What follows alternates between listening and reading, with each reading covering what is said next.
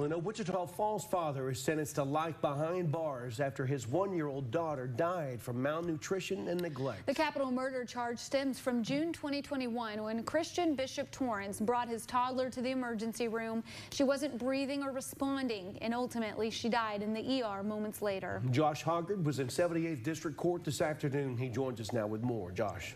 Daryl and Lauren, Bishop Torrance pled guilty to the lesser offense of felony murder, avoiding a trial and securing another conviction for the Wichita County District Attorney's Office.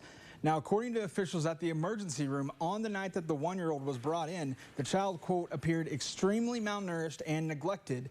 They said she weighed only 8 pounds, roughly a third of what she should have weighed at her age.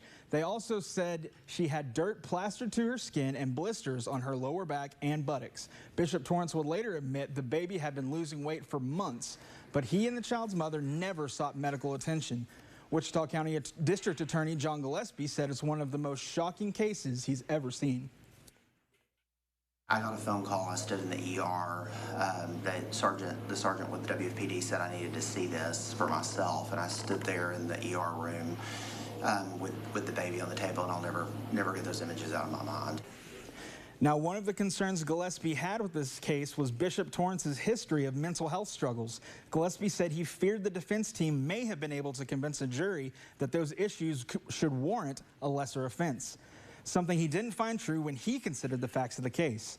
He said a plea deal made this a moot point, though, and although Bishop Torrance will be eligible for parole in 30 years into his life sentence, Gillespie is happy with the deal that they were able to work out. The agreement was that he pled to life to murder, which is a lesser included of capital murder, and because of the severe neglect of the baby, and in exchange, that he signed a waiver of appeal, so the taxpayers don't have to pay the cost for the trial or the appeal, and we don't run the risk of a lesser included to something.